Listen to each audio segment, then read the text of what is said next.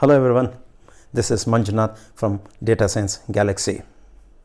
Do you know what exactly is collinearity? Do you also know what is multicollinearity? Have you ever wondered what is the difference between collinearity and multicollinearity? Can pairwise correlation detect multicollinearity? I have created a poll. Can you please answer and let me know? Please recollect, what is one of the critical assumptions of regression? One of the critical assumptions of regression is that there should not be any multicollinearity among the independent variables in a data set. So it's pertinent to address the issues of a multicollinearity, especially when you are dealing with popular machine learning techniques like regression techniques. Have you also noticed people sometimes interchangeably use collinearity and multicollinearity to mean the same thing? Obviously, there are subtle differences. In this video, I am going to talk at length about the fundamental differences between collinearity and multicollinearity. Also talk about the situations where we encounter multicollinearity. We'll also be touching upon the aspect of what issues and challenges we face when we encounter multicollinearity. By the way, a piece of information. I've already created a video on the principle of parsimony. Yes, that's correct. I've also created a video on the principle of parsimony. If you have not seen that video, please see the video, details up there. I'm super excited today to talk to you about the remediations for addressing the challenges and issues of multicollinearity. Please watch this video till the end and it will be worth your while. If you are excited for this video, please leave a like, subscribe to my YouTube channel if not already done so. Please share this video with your friends and your network. Don't forget to hit the bell icon for notifications whenever we share a video. Without much ado, let us deep dive into the details, shall we? Before I talk about collinearity in this slide in greater depth, we should understand a simple fact of life. And that is to say, many of the independent or explanatory variables are highly collinear, and that is a fact of life, and we should not lose sight of that fact. That said, it is worthwhile to revisit one more time the critical assumption of regression model that I stated earlier, and that is to say, there should not be any multicollinearity among the regressors or the independent variables in the regression model. From here onwards, we shall examine this assumption, critical assumption at that, very closely by answering and understanding what is collinearity, what is multicollinearity, etc. Let us look at this slide a little more closely for the details. What I have done in this slide is to represent a multiple linear regression model of the form y is equal to alpha plus beta 1 x1 plus beta 2 x2 plus beta 3 x3 plus beta 4 x4 plus etc. where x1, x2 are called independent variables, also goes by the name like I mentioned, regressors or predictors. In this video, I'll interchangeably use regressors or predictors or independent variables to mean one and the same. So what is collinearity given this form of the linear model? Collinearity means we are talking about pairwise correlation of the variables that are high. What do you mean? Let us take an example. For predictors are the independent variables, income, expenses and savings. So what I'm talking about pairwise correlation is correlation between the variables income and expenses, correlation between the variables expenses and savings, and correlation between the variables income and savings are quite high. It does not matter whether it is positive or negative correlation. All that matters is pairwise correlation is quite high, and this is what we call collinearity. If that is collinearity, what entails multicollinearity? Let us spend time on this slide to understand better. Many experts say that multicollinearity is a feature of sample and not that of population. In the previous slide, remember, I represented a multiple linear regression model. In that model, there were several independent variables in the model. If I am able to represent taking one of the independent variables x4 as a function of multiple independent variables x1, x2, x3, then we are talking about multicollinearity. To be specific, if I can represent x4 is equal to 5x1 plus 8x2 plus 3x3, then we are talking about the term multicollinearity. That is to say, there is existence of a perfect or a exact linear relationship among some or all of the independent variables in the regression model. Let us take a concrete example to understand this better. Now let us say we are interested in estimating consumption, and we can think of consumption as a function of a salary level of a person, non-labor income, and we have also added third variable called total income level of the person. What is the problem here? What this has got to do multicollinearity? The problem is simply this. We're talking about salary, non-labor income and total income, though looks to be seemingly different and distinct and providing three different pieces of information, but on a close examination turns out it is suffering from multicollinearity issues. That is because these variables have perfect or exact linear relationship among themselves. This is the cause of multicollinearity. So I can represent total income equals salary plus non-labor income. This simply means if I know salary level of a person and the non-labor income of a person, I can compute myself total income. This is what causes multicollinearity. This is where we have issues in terms of multicollinearity. Now here is the pertinent question for you to think and answer. When you run a standard correlation analysis or pairwise correlation on these independent variables, salary, non-labor income and total income, for example, do you think your standard correlation analysis catches multicollinearity? Pause the video, think for a few seconds, then come back and resume watching. I hope you have taken time to think about the answer. The fundamental answer to this question is your standard pairwise correlation analysis will not catch multicollinearity. Let me just ask even deeper question, and that is to ask, when you do a regression analysis, can you estimate consumption? Again, pause this video, think for a while, hope you have got the answer, come back and see if you have answered correctly. When you run a regression analysis, what do you get the estimate for consumption? You are not able to get estimate for the consumption variable because of multicollinearity issue. Then how do we go about addressing is for a later video where I talk about the implementation of the remediation, but here I briefly talk about actually what are the steps that you could look at in terms of remediating. Moving on, let us now understand multicollinearity better using graphical representation depicted on this slide.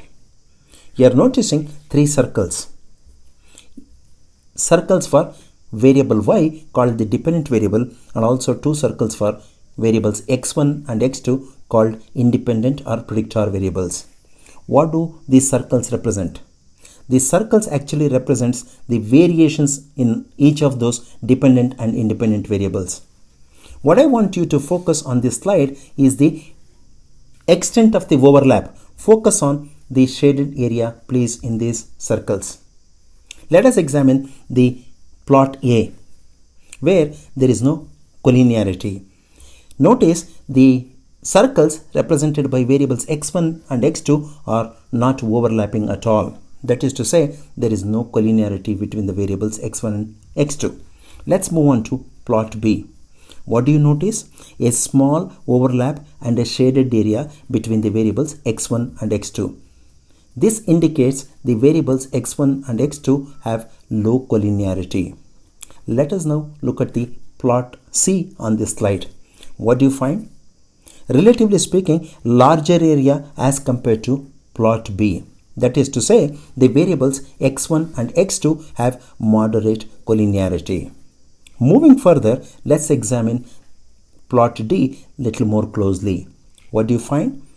Obviously, you're finding a larger shaded area and an overlap between the circles represented by x1 and x2 variables respectively. That is indicating high collinearity between the variables x1 and x2. Let us examine the last plot E on this slide. What do you find? Obviously, you got it right. It is very high multicollinearity, very high collinearity to be specific. Why do you say that? The plot E is the representation of the largest shaded area or the overlapping between x1 and x2.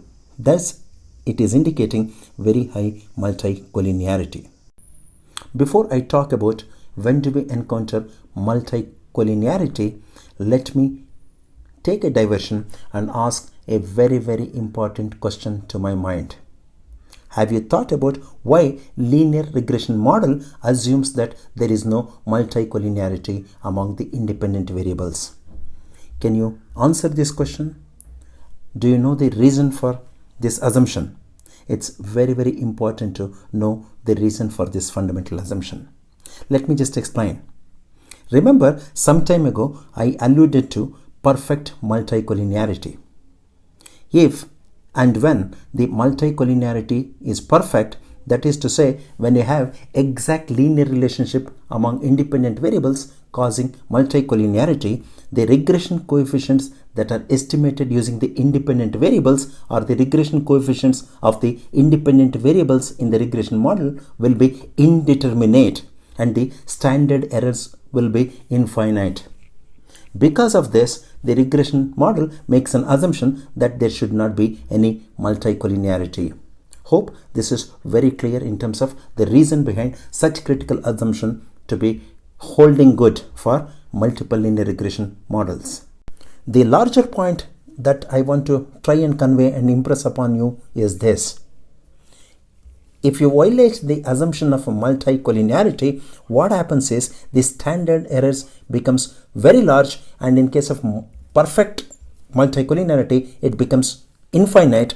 What this implies is that the regression coefficients cannot be estimated with great accuracy or precision. Let us now move on and understand when do we encounter multicollinearity. What situations typically give rise to multicollinearity? Realize multicollinearity is not a small thing because it can completely destabilize the regression models. So it's imperative to identify the presence of multicollinearity for remedial actions.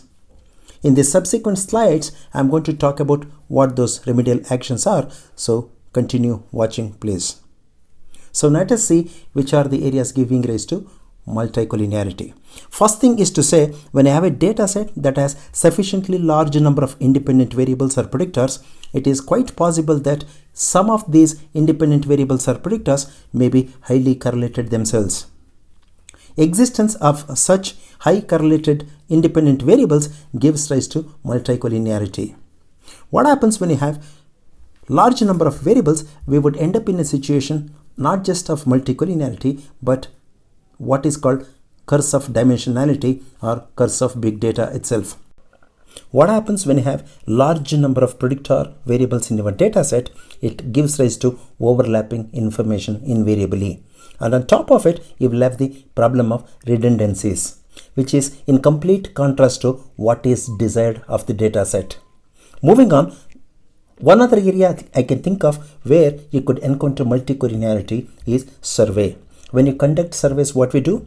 We carefully thought out questionnaire we prepare and then send it to our responders and to elicit answers from the responders. In eliciting answers from the responders, what typically we do? We employ multiple ways to measure the same thing. This gives rise to multicollinearity. Especially some examples if we take to measure brand loyalty or customer engagement, we typically employ multiple ways to measure the same thing for consistency. This gives rise to multicollinearity. In the next slide, I am going to touch upon other factors, other sources, other contributors for multicollinearity. Realize one other contributing factor towards multicollinearity is the fact that when you have very less number of observations in a data set but a large number of predictor variables, you will have issues of multicollinearity. Let us understand this better by putting into perspective an healthcare example. Let us look at particularly from medical research where you may be having a small number of patients about whom you have collected the data on a very large number of variables. So this is a situation where you are encountering multicollinearity. Let us look at and think of some other contributing factors and additional resources for multicollinearity. Let's talk about model specification.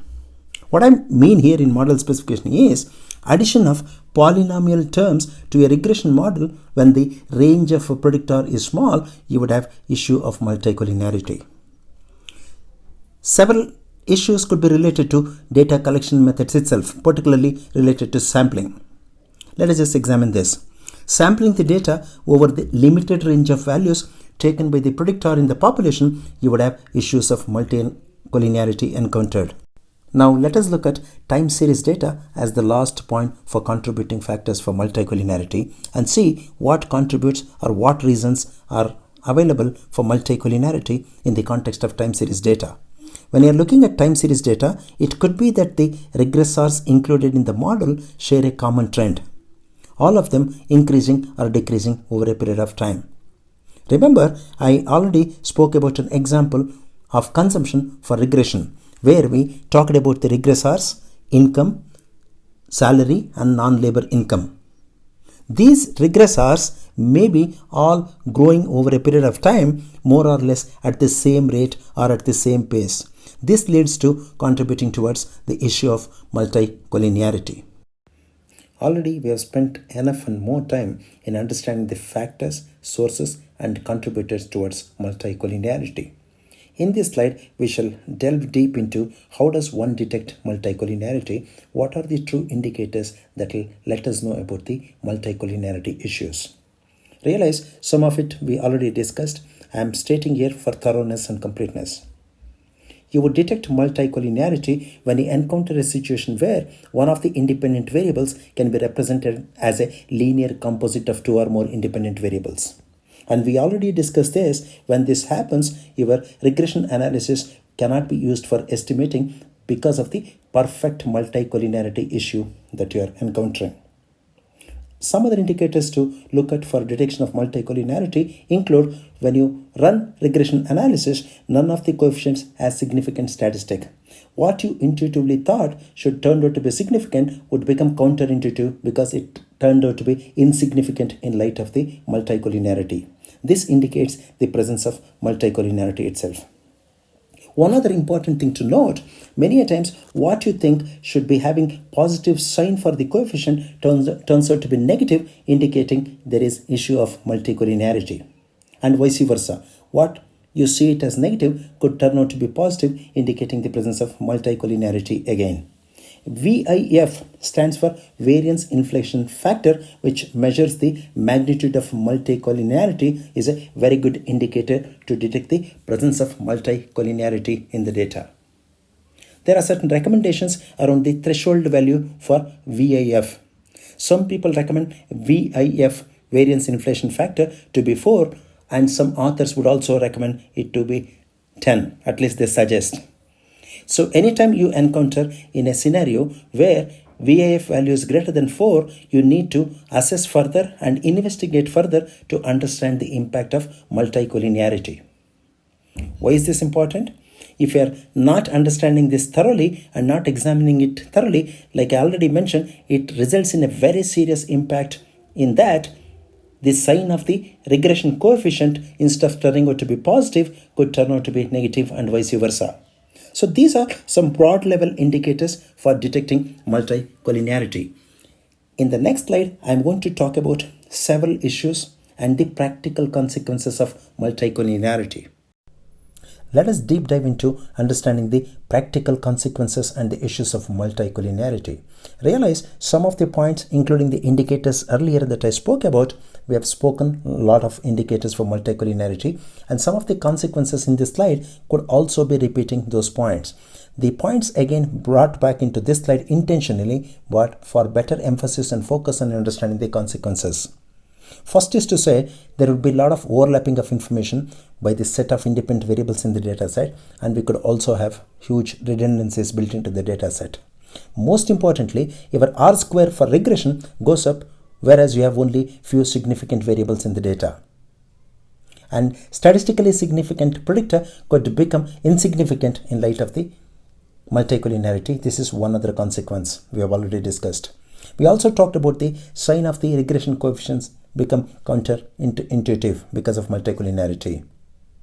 One important consequence would be to note that we will have large variation in the regression coefficient estimates. This is an important point to note. Other two important points as consequences I want you to take note of are insufficient degrees of freedom and measurement problem themselves. Here are two most important consequences of multicollinearity in the context of ordinary least squares estimators. You will have large variance, like I mentioned, for the coefficients, and you would have wider confidence intervals. What this would lead to more readily accepting the zero null hypothesis. That is, the true population coefficient is zero. We would be more readily accepting due to the large variance and also huge confidence intervals, or the wider confidence intervals. Another point, which is last but not the least in terms of consequences, is to again look at OLS estimators and standard errors, which become sensitive. What I mean is, for small changes in the data, the OLS estimator and the standard errors can become quite sensitive. These are some of the most important consequences of multicollinearity. As I earlier talked in the video, in this slide I am going to talk particularly about specific remediations to alleviate the problem of multicollinearity. Let us spend some time and then understand this thoroughly. Let me ask, how do you handle the problem of multicollinearity? There are multiple approaches that can be used to handle specifically the multicollinearity. Let's just look at some of the best practices or approaches. Dropping variables and specification bias is the first remediation that I have suggested. Instead of asking a question which variable to drop, I could also flip the question and ask which variable to select. Then we shall come to what is specification bias. Typically, one of the easiest approaches would be to remove, let us say, one of the correlated variables from the model itself. How does a data scientist goes about deciding which variable to remove and which variable to retain? What you do is to eliminate a variable that is either difficult or expensive to collect the data for. So that's what the thumb rule that you use for dropping or retaining a variable. One other method is to use a forward or backward selection to dropping a variable. Realize, when you are looking at dropping a variable, typically you would encounter what is called specification bias, which is very, very important to understand. Have you heard of specification bias? Let me just explain. When you drop a variable from a model, you are essentially committing what is called a specification error, or otherwise known as specification bias. Why does this arise? Where does this arise from? This bias arises due to the fact that you are specifying the model incorrectly in the analysis process. Let us take an example if it is really mouthful. Let us say you are looking at a model to explain the consumption expenditure. As part of explaining consumption expenditure, you have also considered two independent variables called income and wealth, which are highly correlated. But the economic theory suggests that income and wealth should be left in the model for explaining the consumption expenditure. Because these two variables are highly correlated, one would make a call to drop, let us say, wealth variable and committing a specification bias or specification error. Hope this helps understand specification bias in detail. Moving on to other remedial measures is what is popularly known as centered variables. So what do you mean by centered variables? Let me just explain. Instead of taking the variable xi, you are recommended to make use of xi minus xi bar. This is one another approach suggested by researchers. What are the other remediations? Let's further examine. You have what is popularly called latent variable approach. These are also called dimension reduction techniques. Two of the most popular dimension reduction techniques are principal component analysis or PCA and factor analysis or FA.